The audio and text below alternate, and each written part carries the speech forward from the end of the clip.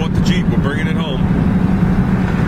Other than the bad front wheel bearing, this thing rides good. Been on the road about 20 minutes now. All the vitals are good. We started stripping it already. Like I said, he put a brand new stereo in here and 4 brand new speakers. So I pulled that out. He had these off-road lights on the A-pillars. I pulled those off. Came with a brand new tongue set up for the hitch. Had some fog lights on the front bumper. Pulled those off.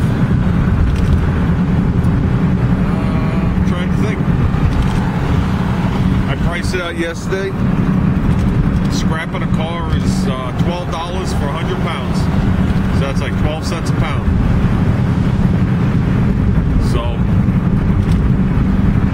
I figured when we're done with the carcass, I got a load of rear ends, we'll throw them in here. Plus, before I bring it to the scrapyard, I'll pull the cat out and take off the 4 aluminum wheels, because the tires are definitely coming off. But I'll junk it with steel wheels on it. Because scrap for rims are $10 a piece, so that's another 40 bucks. And then depending on how big the cat is, it'll be anywhere from $30 to $100. So we're definitely gonna get our money back long before I part this thing out to build my car. One other good thing about this truck is, look at the passenger floor. It's got a cup holder. Look at that. I like a car with a big cup holder. The guy Tim, who I bought this from, was having with it is, he was just driving them just cut off. Okay. The way he was explaining it, I couldn't tell if he meant he was losing fuel pressure or just ignition would cut off. So I drove it before I bought it, and after it warmed up, just go boop and die. Goes to the side of the road, fire it back up. It never lost power. So I checked into a couple of things. I ran a new ground, like they said. I played with fuel pump resistor block and the connections and all that. It started after he started mudding it, so I know there's a bad connection or something somewhere. It just cuts off like an ignition module. So I just figured I'd look inside the distributor cap too to take a peek.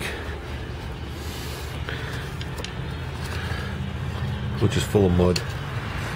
And you're never going to see it on the camera, but there's metal filings everywhere. And the thing's definitely been misfiring and running down the rotor from water. You can see the carbon tracking right there. And all sorts of things that button down underneath. It's all full of metal filings. And the cam position sense is rusted solid. So that's definitely something to look into. I can see how they did it on this year. I know this year motor, the fuel injection is by Renault, which makes me cringe when I say it. I remember my early days of starting in the field, working on a couple of Renaults, Fuegos, Alliances. Holy crap. If that didn't make me quit, nothing will ever make me quit. So I definitely want to solve this. He also put on the A-pillars. He had drilled into the A-pillars and put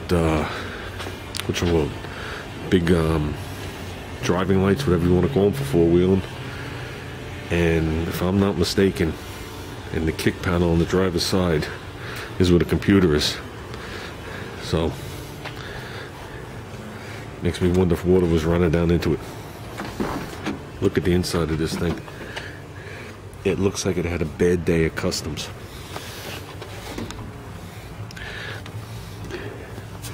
And I know he was playing around. Holy crap.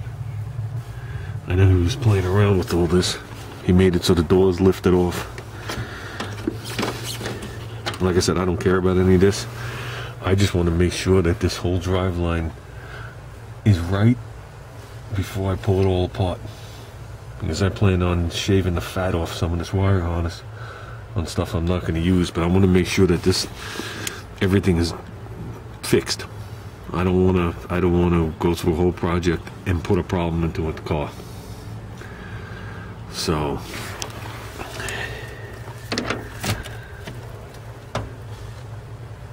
Oh boy.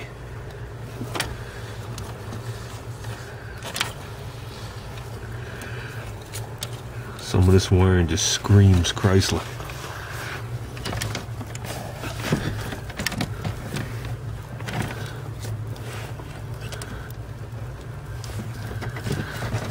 Oh, now I know what this is.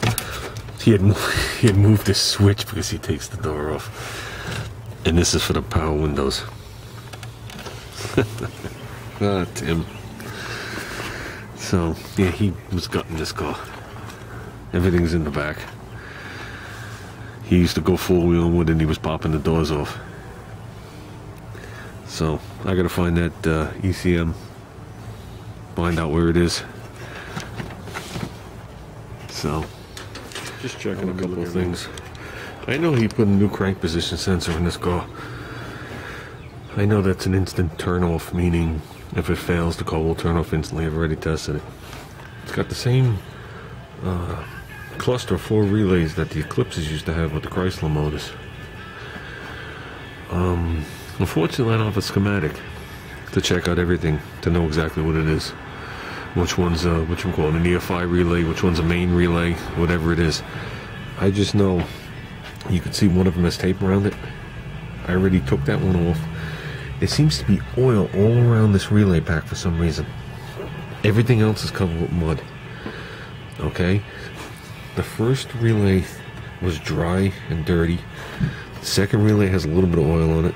The third one had a lot of oil on it. And then this one over here just had a little bit of oil on it. And if you look down there, you can see it's covered with oil. So when I originally pulled this relay out, the car shuts off instantly.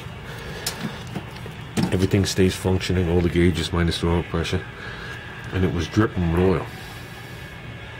Okay, I wiped this thing off with tape around it to know which one it is, because I don't have anything to mark it right now. So I'm going to put that one back over here. I'm not sure what it does. And I moved the one from here. I wiped it off, it's in my hand.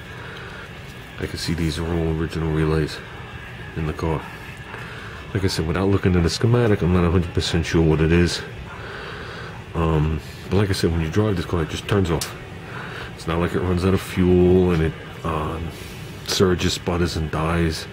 It's not like you crank it and start it and it dies like a, an IAC motor or a TPS issue. This car just shut off. Now, I'd like to go down there and clean those things since they're covered with oil. And my question is where the oil come from?